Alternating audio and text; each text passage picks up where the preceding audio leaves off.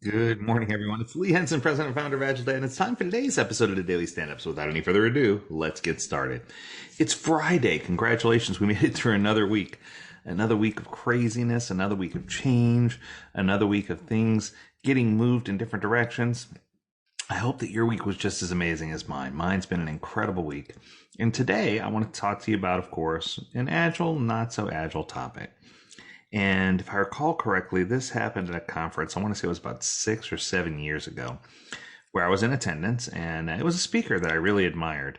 And I remember when we walked into the room, she had like a little small, like a packet on every chair that when you went in.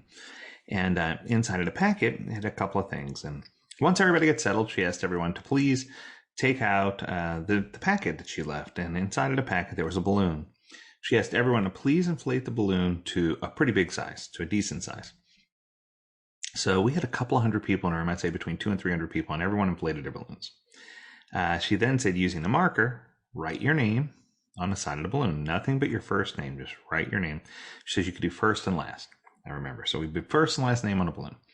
She says, and it had a place. It had like a little, I'll never forget it, had a rectangle, right? She says, right there, first and last name. She says, okay. She says, someone's going to come collect all your balloons. She says, we'll get back to those in a minute. And she talked to us about a couple of different topics regarding Agile and just about the way things were progressing in the Agile community. And in a moment, she says, we were all going to get up and move over to the next room. And when we went to the next room, right, we were on our way walking over to the next room through a corner. It was in a large conference hall. And we discovered that all the balloons that we had filled out our names on were placed into a room, an adjoining room. Now, the adjoining room, it could not even fit all 200 people pretty much. It was a small room. It was tight, right? And there was no way all 200 of us would fit in there. But what she said is she says, I have a little test for you. She says, I'm going to give all of you, not individually, but all of you, 2 minutes to enter the room, find your balloon, and return to your seat. Ready, go. And when she said go, people were pushing and shoving and searching frantically and running into each other and grabbing balloons, looking at it, throwing them aside, trying to find their balloon. It was a mess.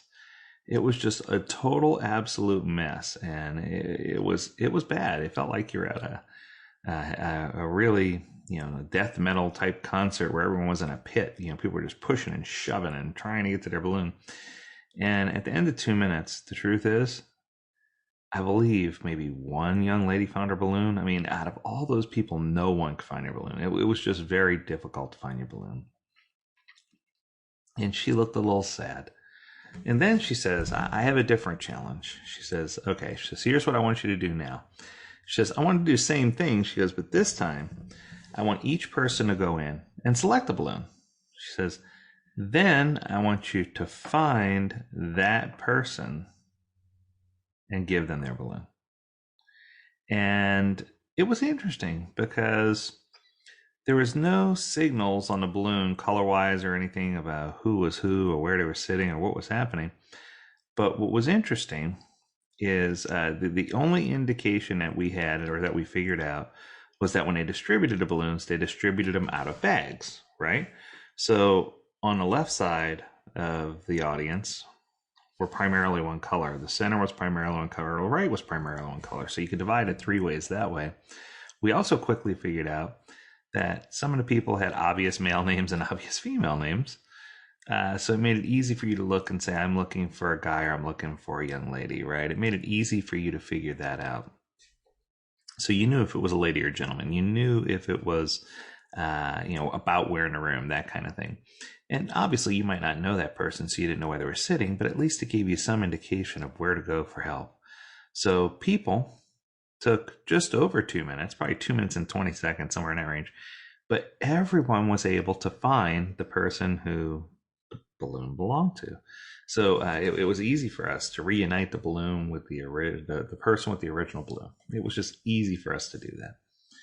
And I'll never forget what the speaker said after this, because this was one of those speakers who broke my heart and impacted my life. She said, when people were trying to search for the balloon, It was like them trying to search for their own inner happiness in life. People are willing to push anybody else aside to try to get what they want and believe what they'll bring them happiness.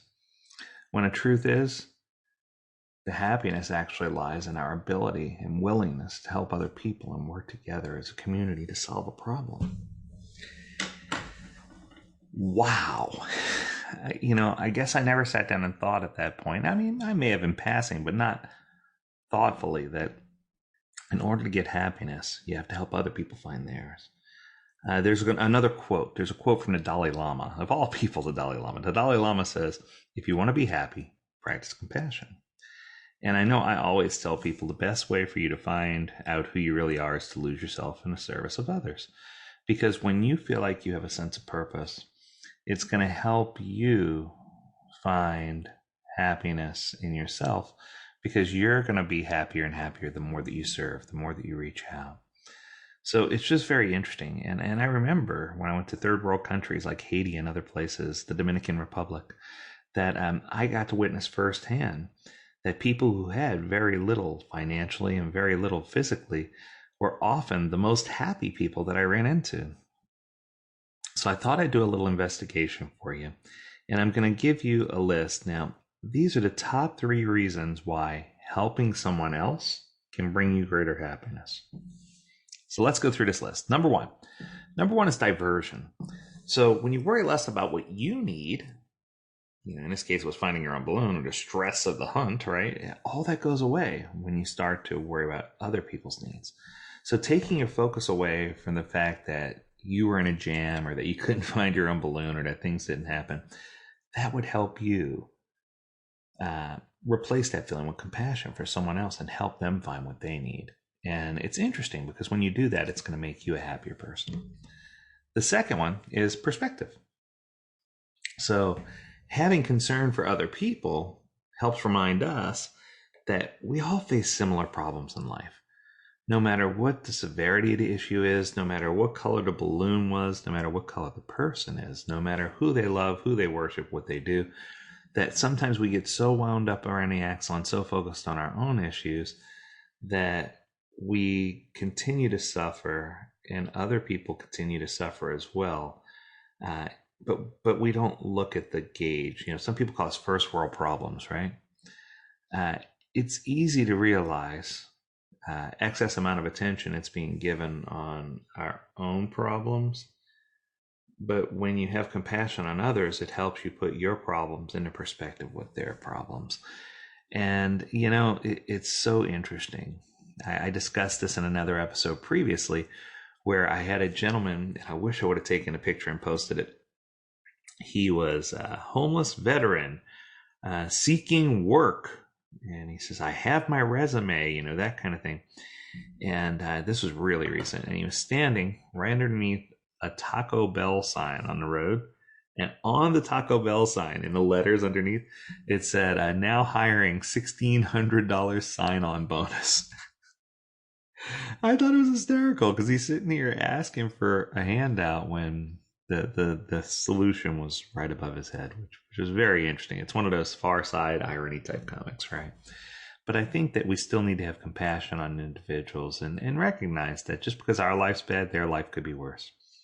And the last one that I love so dearly on my list is connection. When you connect with others to help them, it's going to bring you happiness in your life. The truth is, humans are social people. We're social creatures. We love to extend ourselves. We love to talk to other people. And it's important that we have positive connections with other people in order to be happy ourselves. So connecting with other people helps enrich our lives and gives us a greater sense of fulfillment of what we can do to uplift and bring joy to the life of others. The truth is, our happiness really does truly depend on how we treat other people. So I think it's just so critical for us to maybe do some homework, assess how we are, assess what we're doing, and see what we could do to bring joy to someone else, whether it's just a smile for someone or whatever we need to do. Happiness is the key to success in our own lives. Happiness is going to reduce our stress. Happiness is going to bring us great joy, and happiness is going to uplift others. So there you have it. I hope you enjoyed this Friday episode. Lots and lots of amazing things are happening. I want you to tune in to agiledad.com next week. We got a lot of good, really good, I should say, questions and comments and things that we're going to talk about. And if you have a topic for an episode for the Daily Stand-Up, don't be afraid to reach out to us. Learn more at agiledad.com. We'd love to hear what you want to talk about. As always, we encourage you to stay healthy, stay well, and stay agile, my friends. Until next time, we'll see you soon. Do take care and have an amazing weekend. Bye now.